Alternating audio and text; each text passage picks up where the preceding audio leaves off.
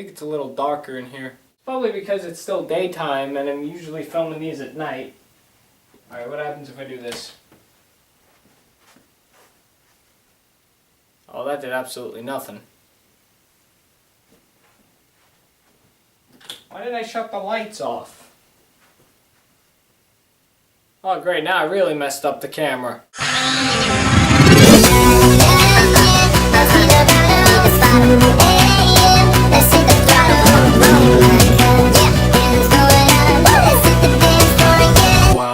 Wildlife. Hello, welcome to the Wild Review. I'm the Wild Reviewer, and welcome back to another edition of Lost and Found.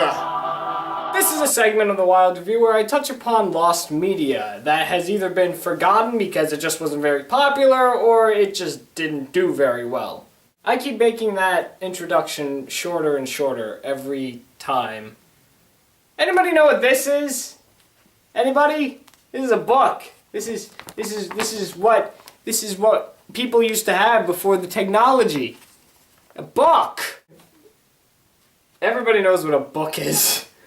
I'm sorry. I don't have to keep on doing that. You know what this is. It's a book.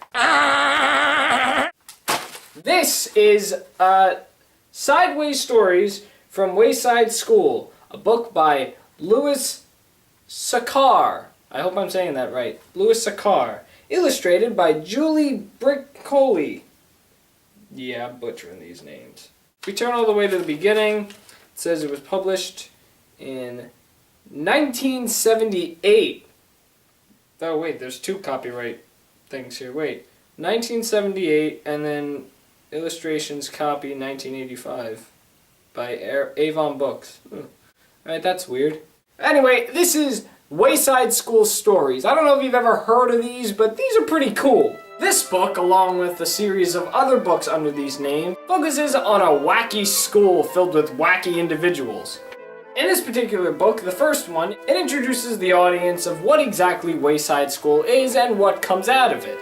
Wayside School, if you don't know, is a fictional school that was built sideways. The designs show it was only supposed to be 1 story high with 30 classrooms in a row, but instead the builder accidentally built it 30 stories high with 1 classroom on each floor. The builder said he was sorry. This specific book has 30 chapters in it, focusing on a different teacher and student. What's even funnier is that chapter 19 contains absolutely nothing, because there is no 19th floor in this school, so there's no 19th story to tell. I fell in love with this book. I know there are more books after it, but I just don't have those. This is the only one I have in the series. But these books were a success. Everybody loved these books. They were funny, they were goofy, and you know where this is going. Of course, somebody decided it'd be cool to make a show off of this. This is Wayside. Now, I don't mean to make the show sound like it was horrible, because surprisingly it actually wasn't. Produced from 2005 to 2008, Wayside School was an animated program for children developed for Teletoon, the same network that gave us this piece of mush. However, in the United States, it aired on Nickelodeon. The series, obviously, was based off of the book. However, there were some changes to it. One of the main ones is, while the book focuses on different floors every chapter and different people, the series doesn't do that and just follows an organized story plot focusing on one character and his time at this school, which isn't a bad premise for the show. It was definitely very funny, but the problem is I don't remember much from it. The only things I remember seeing from this is the TV movie and an episode from season 1, which I'm going to get to in a few minutes, but I know I watched most of the series. I don't think I watched anything from season 2 because I just really didn't know when it was on. Wayside was one of those Nickelodeon shows that just kind of like hid in the dark and didn't really tell you when it was airing. It was one of those shows. I guess before diving into any sort of stories within the show, I should talk about the characters because they do play a very important role. So Todd is the transfer student who's actually the only normal kid. Then you got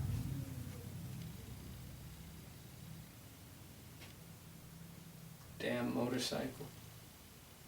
Of course my neighbor has to ride his motorcycle. What? That's right, you go. I'm not doing anything important here, buddy. Then you got Marukia, Marukia. She's that tomboyish girl that's on the roller skates in the show. She had this humongous crush on Todd, which gets way out of control. There's Maroon, who's an overweight, self-centered person who's hoping to be school president of Wayside. And Dana, who's your typical rule follower, who's also Maroon's campaign manager. That is a tongue twister. Maroon's campaign manager. That is hard to say. Maroon's campaign manager. I don't even think I'm saying the kid's name right. As for faculty, you have Mrs. Jules, who's Todd's main teacher. She always mistakes Todd for a monkey, and in the pilot, she ends up sending Todd home on the kindergarten bus because he wasn't behaving, or at least in her eyes, he wasn't behaving. Then you got Mr. Kidswatter.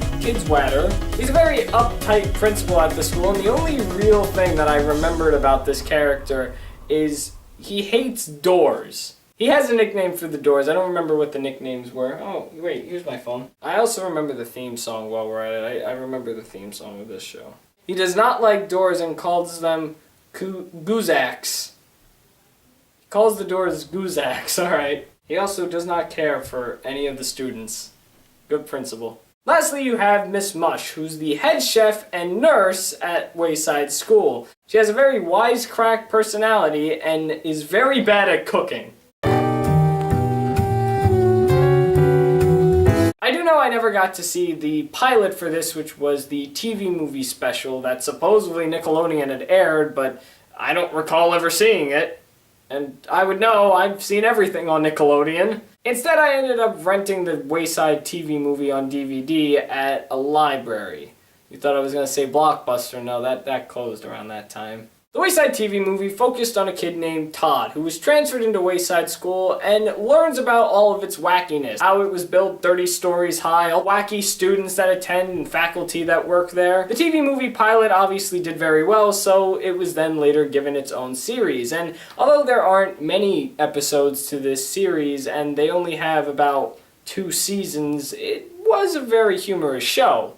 Again, though, I didn't see all of it because, it was one of those shows hidden in the dark. I do remember one episode, though, that I did watch over and over again because it was very humorous. The episode was called He Is It, and it focused on one of the characters, Marone, getting tagged by Todd. And because he was tagged it, Marone becomes a dictator and starts demanding special treatments from everyone because he is it.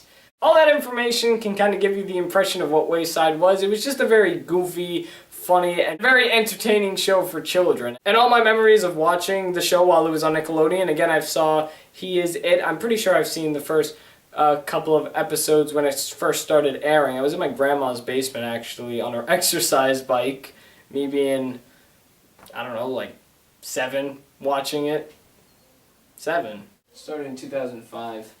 I was probably like 6, 7. You know, I saw like a marathon of the episodes, and I was actually very entertained, and I would constantly keep on seeing the same episodes over and over again, but the one episode that always stuck in my mind, again, is the He Is It episode. So, what happened?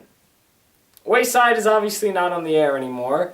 It didn't have that long of a run, even though it went from 2005 to 2008, but it only had about 2 seasons. So what ended up happening? The TV movie was a success, and the TV show was somewhat of a success. Somewhat a success. So the show did generally get very positive reviews from critics, with people saying it's very clever and a very hilarious show that demands a larger audience. But the show, believe it or not, actually drew in some criticism from fans who pointed out the differences between the Wayside School books that it was based on. Some saying that the show doesn't have the magic like the book does. Another one saying that it was geared towards younger children rather than a huge audience like the books would. Some saying that the jokes weren't very good. Another saying there was a lack of ingenuity. Majority of them were just critics just comparing the book to the series, how it's not the same. And yeah, it's not the same. I don't know about the other books, but I know with the one that I have, it goes through all 30 floors of the school and tells you what exactly goes on between each teacher and student in the school on that specific floor. With the show, it doesn't really do that. It just focuses on Todd and his adventures in Wayside School, which isn't that bad of a premise, but I can totally understand why people would change their minds about this show if each episode focused on a different person or even a different floor of the school, because that's what the book's mostly about. As for the jokes part, you gotta keep in mind this is a show for children, so of course immature jokes and goofy, out of nowhere jokes are gonna be expected. They have them in almost every single children's show. I don't think the jokes were a problem in the series, specifically because the show is supposed to be very goofy and random. You have a teacher sending one of her students home on the kindergarten bus because in her eyes he wasn't saying the right things she wanted him to say. She also thought he was a monkey. You have all these students that are absolutely out of their mind. And then you have just Todd, who's like the normal kid, just accepting all of it, saying, okay, this is a school, this is weird. Nevertheless, I think Wayside School, the animated series, is a very well put together series. I really wouldn't compare it to the book on how different it is with certain aspects of it, because honestly, you could just dive into this show without even knowing it's a book, and you could probably still be very entertained. So that's all I got to say about Wayside School, the animated series, but I want to hear what you people think! Were you ever that one person that actually got to see Wayside School, the animated series? If so, what's your favorite episode that you've seen? Also, do you think the show should have been given a little more credit? Do you agree or disagree with anything that I said in this video? Let me know all your feelings and thoughts in the comments below. Thank you for watching The Wild Review on The Wild Reviewer, and you just saw me review a thing. Hey, you like that? That's my monster impression. I don't know why I did that. Anyway, thanks for watching the video. If you like it, make sure you give it a like. And also make sure you come back next week, because I'm going to be talking about a show you probably have never heard of. Mostly because it wasn't a show. It was a VHS show. You had to buy it in order to watch it. It's going to be very interesting and also very creepy. Wildlife.